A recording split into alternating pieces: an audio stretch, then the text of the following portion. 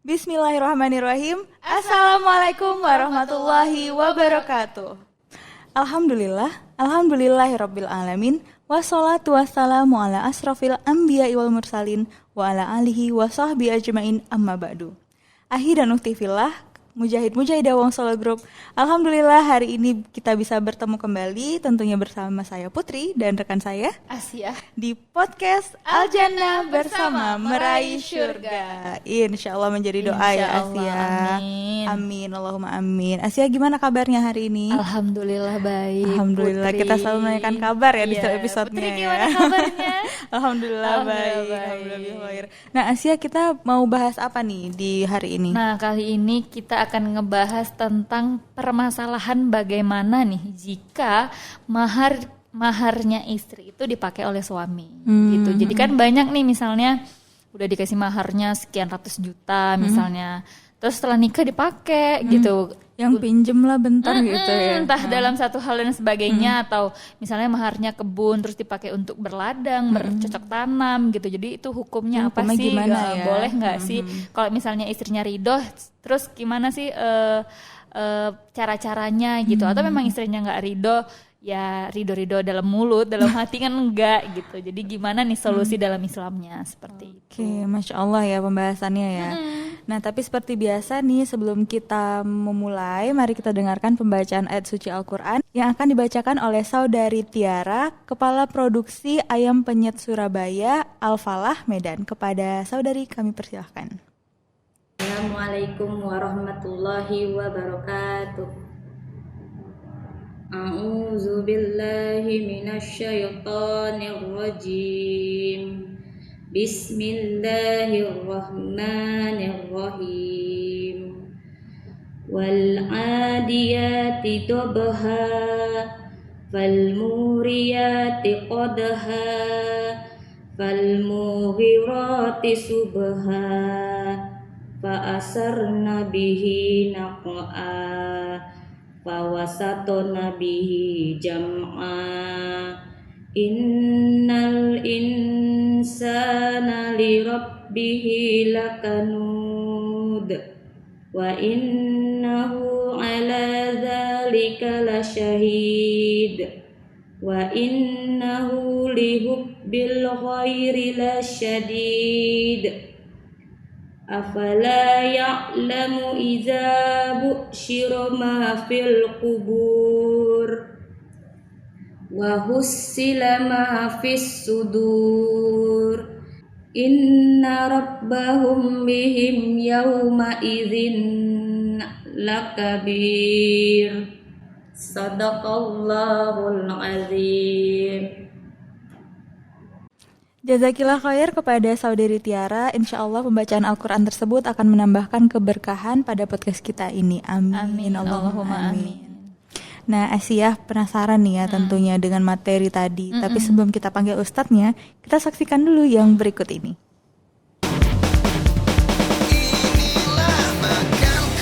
Makanku merupakan makanan sehat siap saji masa kini pertama di Indonesia yang dilengkapi dengan pemanas.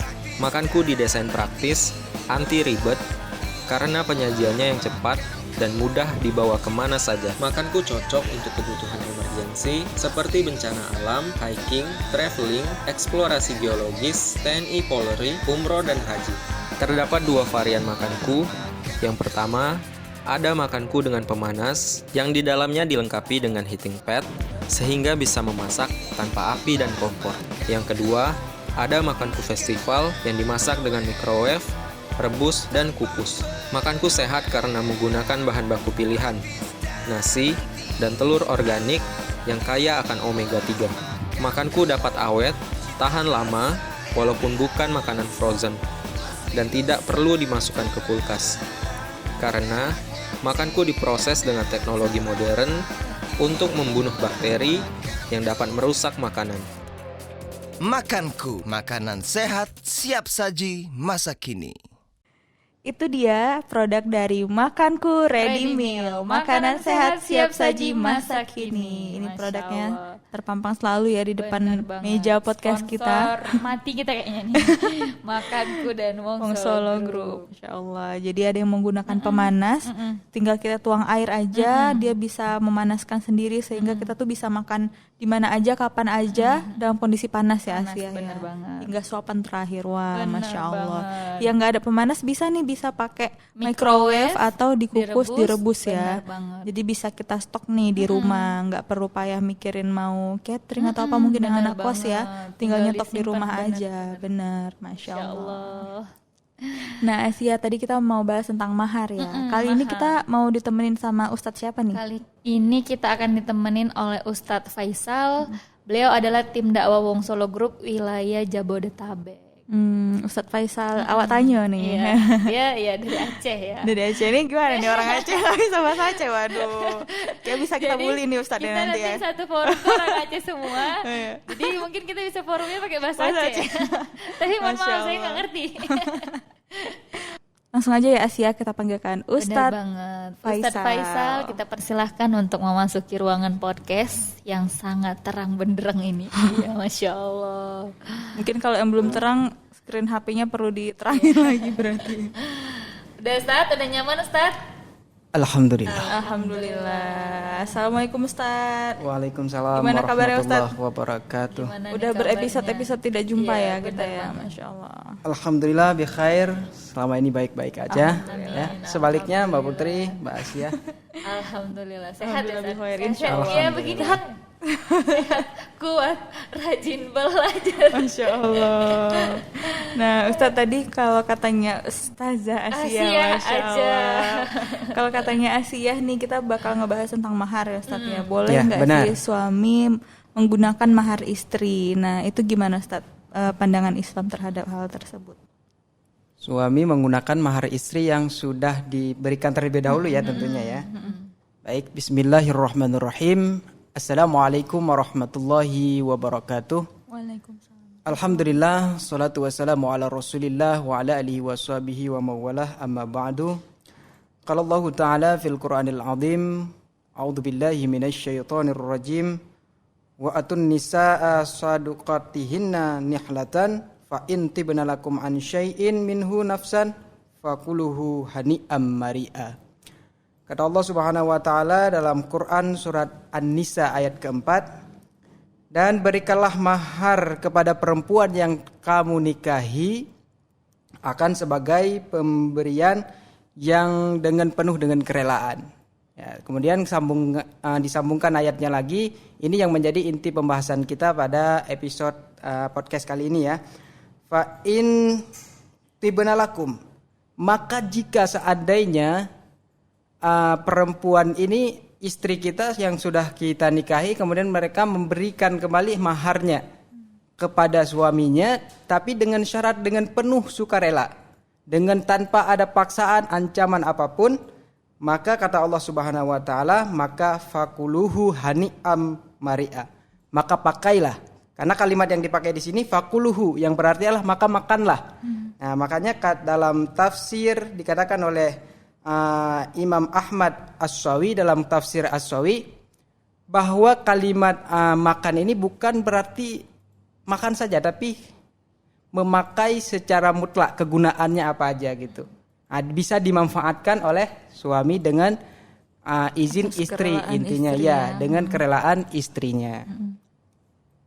Maka kemudian dibolehkan sebagaimana kata Imam Fakhruddin Ar-Razi juga dalam kitab yang sama tafsir As-Sawi, bahwasanya boleh dipakai oleh suami dengan keadaan tanpa memaksa istrinya. Jadi istilahnya kan ada kadang, kasihlah, kalau kamu nggak ngasih maharnya nanti kita cerai atau apa yang lain sebagainya. Intinya mengancam istrinya sehingga istrinya jadi takut kan, ini ngasih nggak dikasih gue dicerai nih, ya kan. Akhirnya dengan keterpaksaan dia mengasih. Nah, ini tidak diperkenankan. Nah, tapi yang dibolehkan adalah yang cara mengasih yang bagaimana? Dengan tanpa paksaan dari suaminya, sukarela dari istrinya. Gitu. Nah, kemudian untuk hukumnya bagaimana? Ini sebenarnya hukumnya fleksibel ya. Jadi sesuai dengan keadaan yang tertentu gitu. Misalnya dalam keadaan istrinya ridho, maka diperbolehkan untuk suami menggunakan mahar istrinya gitu kan. Dengan menggunakan istrinya ini dalam kata kutip apa dia mau ngasih pinjam apa mau hibah gitu kan. Nah, kan itu bisa jadi sebuah pertanyaan harus nanti. Dijelaskan ya Ustaz. Harus Dia dijelaskan. minta nih atau minjem gitu Atau loh. minjem. Ya, minjem lah ya, mungkin pada saat itu nggak ada uang atau lain sebagainya gitu. Ya, minjem benar. gitu. Berarti kan kalau pinjem dikembalikan ya Ustaz. Ya. Tapi kalau minta, nah itu tadi tanda tanya, hibah kah atau sedekah kah Oh, gitu. terus Iya. Ustaz, misalnya dia nih minjem, misalnya maharnya nih emas gelang misalnya atau kalung atau apa gitu kan. Terus dia minjam. Nanti kalau mengembalikannya haruskah dengan yang sama juga atau bagaimana, itu tergantung hanya bisa kesepakatan sama uang, istri berarti ya. Nah, nanti tergantung dia istrinya ini minta apa. Misalnya dia minjem karena suaminya terlilit utang nih misalnya kan. Ayolah sayang kasih saya pinjaman apa gitu, emas, kamu kan yang dulu mahar sebagai bentuk mas kawin gitu. Tapi abang ngutang gitu. Dengan jumlah misalnya berapa gram. Kemudian emas itu dijual dan menurut kesepakatan sama istrinya. Ini suami minta pinjem apa minta ridho. Minta pinjem apa minta beneran ya kan? diikhlaskan gitu ya. Diikhlaskan gitu. Berat kayaknya kalau diikhlaskan ya. Maka kalau Emas satu-satunya pinjem juga gitu. Nah, makanya kalau misalnya suaminya ini minta pinjem, maka dengan batas waktu yang tertentu yang sudah disepakati berdua, maka si suami harus melunasinya. Karena ini termasuk utang. Jadi mahar yang sudah dikasih ke istri ini bukan berupa milik berdua. Enggak, ini mutlak milik seorang istri. Ini harta istri satu-satunya. Nah, makanya kalau misalkan kayak mahar bentuknya rumah ataupun mobil ataupun misalnya berbentuk sebuah lahan untuk didirikan bangunan gitu kan. Nah, ini bukan berarti hak berdua. Enggak, ini mutlak hak seorang istri. Berarti kalau mau dikelola itu butuh Izin dari istri. Insya Allah. Termasuk mobil yang tadi. Nah, misalnya ketika akad nikahnya mahar satu Fortuner misalnya kan, Fortuner gitu. Nah, ketika ketika si suami ingin menggunakan kendaraan yang sudah dimaharkan kepada istrinya, maka dia wajib dulu minta izin ke istrinya karena ini bukan milik dia. Nah, ini adalah milik istrinya. Kalau misalnya istrinya nggak ridho, maksudnya ya nggak ridho ya terpaksa ridho gitu loh, karena memang keadaan mungkin gitu. Tapi sebenarnya dia sedih dalam hati gitu. Itu gimana? Kalau misalnya ridho di mulut tapi di hatinya enggak gitu ya. Kita kembali ke kaidah fikih. Nahnu nahkumu bidhawahir. Semua itu dihukum bagaimana dohirnya keadaannya. Walaupun sebenarnya kita nggak bisa nebak hati orang gitu. Walaupun suami istri gitu kan, suami juga nggak bisa tahu bagaimana hati dan perasaan istrinya. Kemudian juga sebaliknya, istri juga nggak bakal tahu apa yang ada dalam lubuk hati suaminya gitu. Karena yang tahu cuma Allah ya Ustaz. Cuman yang tahu hanya yang milik hati sama yang punya hati, yaitu Allah gitu. Nah Ustadz, gimana kasusnya kalau ternyata si suami ini mengambilnya dengan mencuri-curi gitu, tuh pasti udah lebih gak boleh lagi ya kan? Itu luar biasa ya. Itu luar biasa. Ada juga gitu loh yang terjadi ya, suami nyuri mahar istrinya gitu loh. Ya sekarang nggak bisa dibilang mustahil ya, karena keadaan sekarang juga orang lagi usaha lagi susah-susahnya gitu kan, sehingga mungkin suami ini agak kita segan tidak membenarkan gitu ya. itu ya. Agak segan mungkin meminta kepada istrinya, ataupun mungkin udah pernah minta ya kan, tapi ditolak sama istrinya karena mungkin bagi istrinya ini adalah hal yang harus disimpan, dijaga benar-benar. Karena Maka mungkin itu haknya istri gitu loh. Maka ini juga yang harus diluruskan di sini, bahwa kita semua harus tahu ya bahwa mahar itu hak istri yang digunakan, bukan berarti untuk disimpan seumur hidup, bukan. Jadi istri tapi yang bisa digunakan ya. termasuk yang tadi tuh membantu suami ini kan istri yang luar biasa, masya Allah kan, tahu Bisa untuk suaminya modal usaha, ya.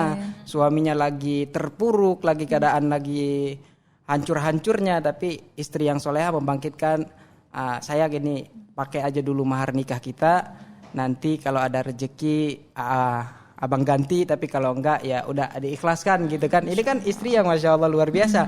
Jadi mungkin ini istrinya bukan tipe yang seperti yang disebutkan tadi gitu kan. Mungkin agak lebih susah gitu, gak langsung menolong suaminya ketika suaminya susah gitu. Entah dia ada faktor-faktor tertentu Ada faktor-faktor gitu ya. tertentu, miscommunication dalam keluarga, kita kan nggak tahu gitu ya.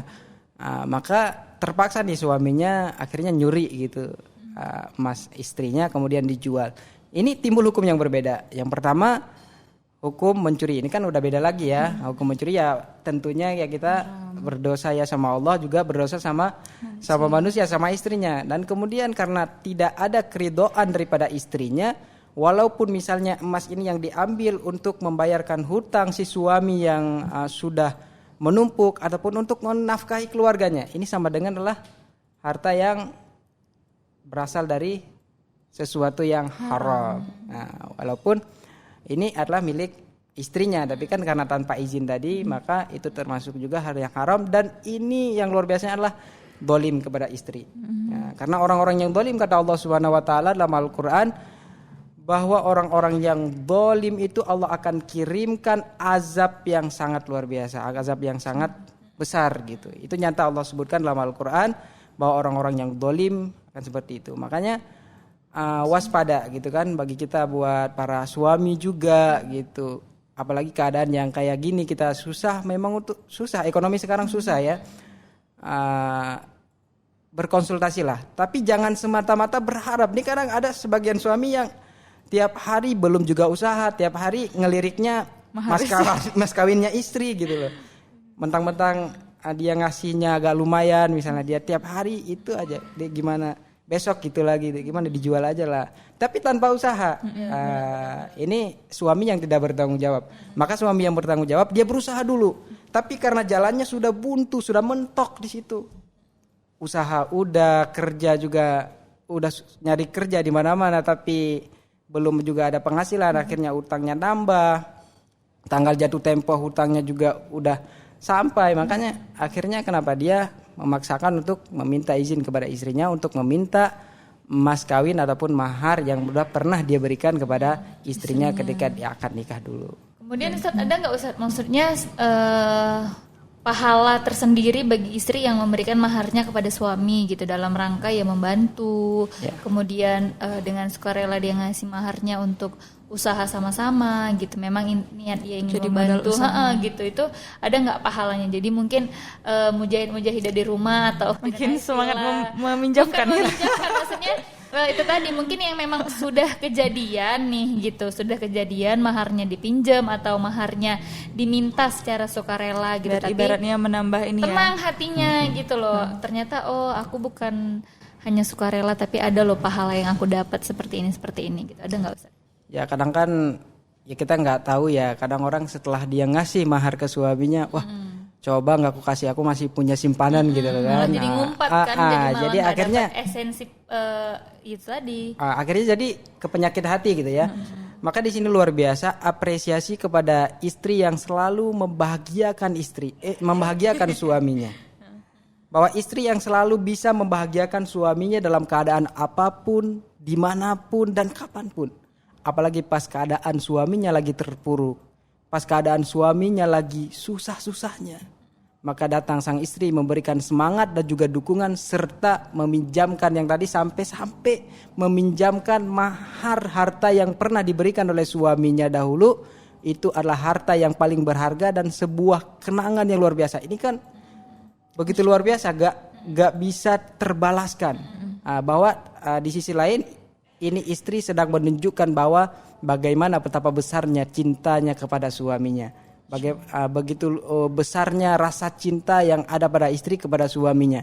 Dan seorang suami juga harus paham, harus sadar ya, bahwa ketika istri sudah meminjamkan harta yang paling berharga dalam kehidupan dia, momen yang paling berharga itu dia berikan kepada suaminya, ini si suami juga harus sadar bahwa begitu besar cinta istri kepada dirinya. Makanya dia harus lebih lagi menghormati istrinya. Dan ketika suami dibikin bahagia oleh istrinya, maka Allah akan mengangkat derajat seorang istri dan akan memberikan kemuliaan. Karena suami ridho terhadap istrinya dan juga Allah lebih-lebih meridhoi sang istri. Nah Ustadz, nih pertanyaan terakhir nih. Gimana kalau misalnya suami udah minjem nih kan Ustadz, tapi ya tuh ya qadarullah umur gak ada yang tahu, sebelum sempat dilunasi suaminya meninggal. Nah itu gimana Ustadz? Mungkin kalau istrinya merelakan, apakah ya itu ya dapat pahala tersendiri, sabar ya kan? Jadi intinya suaminya meninggal dalam keadaan membawa hutang gitu ya. Nah soalnya ini masuk ke pembahasan karena dia tadi kan ngutang sama istrinya, karena maharnya ini tadi ngutang, masuk ke dalam pembahasan hutang. Sebenarnya pembahasan hutang ini pembahasan yang sangat ngeri-ngeri sedap gitu. Bahkan ayat yang terpanjang dalam Al-Quran itu membahas tentang hutang di Al-Baqarah 282 gitu. Itu membahas tentang masalah utang piutang. Nah makanya kalau ketika seseorang meninggal dalam keadaan masih punya hutang, termasuk hutang kepada istrinya. Jadi jangan disepelekan. Wah, utang sama istri kan biasa. Ada kan orang juga utang sama saudara sendiri kok gitu kan, diberat-beratkan. Ini nggak bandang kepada siapapun, bahkan kepada istri sendiri atas nama itu hutang, maka hutang itu hukumnya wajib untuk dibayar. Makanya ketika hutang ini tidak dibayar, ini yang dikhawatirkan. Karena disebutkan oleh Rasulullah SAW dalam sebuah hadis dari Abdullah bin Amr ya. Kata Rasulullah, yughfiru lisyahidi kulli dzambin illa dain. Ya, jadi Allah mengampuni seluruh dosa-dosa orang yang mati syahid, kecuali dosa hutang piutang. Nah, makanya ini ngeri. Kalau misalnya tidak dapat izin daripada istrinya, maka ahli waris suami wajib membayarkan mas yang dipinjam ataupun mahar yang pernah dipinjam oleh suami dari istrinya. Oh berarti itu luas juga Ustadz ya, nggak harus mahar aja, tapi misalkan suami memang punya hutang sama istri dan dia meninggal, berarti istri itu punya hak untuk menagih ke keluarga suami gitu ya? Benar, punya hak untuk menagih ke keluarga suami. Makanya ini harus ini juga kan, kadang-kadang kan sepele ya, misalnya suami minta uang ke istri, kan beda kalau istri minta uangnya ke suami, ini kan hal yang wajar gitu kan, kebutuhan dan haknya istri. Tapi kalau istri yang suami yang minta uang ke istri, maka ini harus diselesaikan dulu. Ini minta balikin, nanti dibalikin, minta dengan keadaan diminta diikhlaskan. Nah ini harus jelas gitu ya. Maka ketika diminta uang ataupun mahar yang kayak tadi dan sebagainya dalam status pinjam ataupun utang, maka tetap harus dibayar. Sampai walaupun suaminya mati, nanti ahli waris harus membayarkan hak istrinya. Detail gitu ya, Sia ya. Masya Allah. Masya Allah. Jadi emang bener banget tadi kata Ustadz juga, kalau memang utang ya harus dibayar walaupun suami istri gitu ya Ustadz. Benar. Jadi emang tak pantang siapapun gitu. Kita lihat case-nya gitu, mintakah sayang, utangkah sayang, atau emang pinjam dalam artian itu emang dikembalikan gitu, atau memang kadang ada yang pinjam tapi hilang gitu, lupa gitu. Harus jelas statusnya itu apa ya. Karena menganggap cuman sama istri gitu kan, sama saudara. Kadang gitu. Karena kalau kita menagih hutang mahar itu malah dikira keluarga itu keterlaluan gitu. Masa suami udah meninggal masih minta utang gitu, padahal itu memang statusnya memang haknya istri gitu. Memang malah harus, kita meringankan beban suami di akhirat nanti untuk dibayarkan. Betul sekali. Tapi jatuhnya malah kena hujat gitu ya. Nah makanya kenapa perlu kita belajar ilmu di situ lagi. Makanya ini juga perlu di-share ke keluarga, teman-teman ya, biar kita ilmunya menyeluruh, bagi-bagi nih, saling tahu semuanya, nggak tahu sendiri-sendiri ya.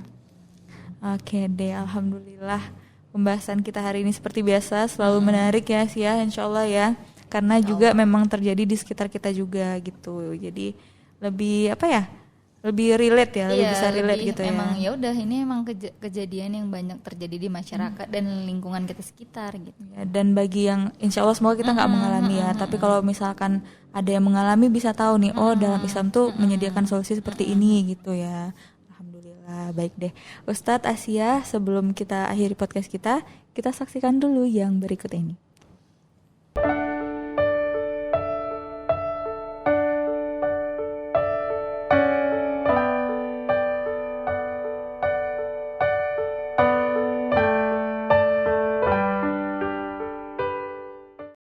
itu dia iklan dari Wong Wong Solo Solo Group. Group. Jadi Wong Solo tuh nggak hanya yang bisa kita makan di restoran bener Wong Solo ya, tapi bisa juga kita bawa ke rumah dan kita stok di rumah ya Ustadz ya. Ini yang bisa kita simpan di suhu ruang, simpan di mana aja, di laci, di lemari, nggak perlu masuk freezer ataupun kulkas. Dan tentunya ada sambal-sambal juga. Sambal juga yang tinggal dicocol tanpa harus dimasak. Masya Allah. Alhamdulillah. Nah, gimana Ustadz? Apakah ada tambahan atau mau menggarisbawahi nih terhadap materi tadi? Mungkin untuk sebuah kesimpulan gitu ya. Jadi buat suami dan istri sama-sama harus saling memahami aturan termasuk dalam masalah mahar ini harus dipahami dua-duanya, dan juga termasuk pihak keluarga juga harus mengetahui. Benar. Maka jangan main-main dengan masalah dalam rumah tangga gitu. Kadang-kadang dari hal yang sepele kayak gini akhirnya jadi berabe gitu. Jadi hal yang memang harus dipertanggungjawabkan nanti di hadapan Allah Subhanahu wa taala. Nah, termasuk tadi mengutang mahar karena dia mengutang tapi menunda-nunda waktu untuk membayar, nanti karena cuman sepele cuman Sama istri sama sendiri istri kok, sendiri gitu gitu ya. ya. Akhirnya nanti mempersulit hisabnya di yaumil kiamah. Maka buat kita semua pelajaran juga buat kita, buat para mujahidah yang ada di rumah, dan juga buat kita sendiri untuk selalu berhati-hati dan juga kita belajar pelan-pelan memahami bahwa apa yang sebenarnya yang syariat mau gitu. Masya Allah, insya Allah ini kita bermanfaat kali ini ya. Amin. Dan seterusnya maksudnya hari ini gitu ya. Selanjutnya pembacaan doa yang akan dibacakan oleh saudari Linda Nurhidayanti. Beliau adalah karyawan produksi ayam penyet Surabaya Garut. Kepada saudari kami persilahkan. Alhamdulillahirabbil alamin wassalatu wassalamu ala asrofil anbiya'i wal mursalin wa ala alihi wa sahbihi ajmain. Allahumma ighfir lana wa li walidina warhamhuma kama rabbayana shighara. Allahumma ihfadni bihalalika an haramika wa aghnini bifadlika amman siwaka. Ya Allah, ya Rabb, tegakkanlah syariat Islam di rumah tangga kami, perusahaan kami, dan negara kami, dan cukupkanlah kami dengan rezeki yang halal dan terhindar dari yang haram, dan kayakanlah kami dengan anugerah-Mu hingga kami tidak meminta kepada selain-Mu, dan jadikanlah rumah makan Wong Solo Group rumah makan yang halal thayyibah mubarakah ya Rabbal alamin. Rabbana hab lana min azwajina wa dhurriyyatina qurrata a'yun waj'alna lil muttaqina imama. Rabbana atina fid dunya hasanah wa fil akhirati hasanah wa qina adzabannar. Wa sallallahu ala nabiyyina Muhammad sallallahu alaihi wasallam wa ala alihi wa sahbihi ajmain. Walhamdulillahirabbil alamin. Jazakillah khair kami ucapkan, semoga pembacaan doa tersebut dapat bermanfaat untuk kita semua, dan insya Allah ilmu yang kita dapat hari ini dapat bermanfaat dan diaplikasikan juga bagi yang merasakannya. Amin. Allahumma. Bagi yang nggak ngerasain, Ya bisa jadi pelajaran tadi. dan bisa nge-share Ilmu, juga ya, bisa kasih benar tahu banget. ilmunya kepada sekitarnya biar lebih bermanfaat. Amin. Amin. Allahumma amin. Jazakallah khair Ustaz. atas Ilmu ilmunya, yang atas bermanfaat. kedatangannya. Benar banget. Insya Insya Allah kita ketemu lagi di next episode dengan judul yang menarik. Masih dalam tema nikah ya. Pernikahan.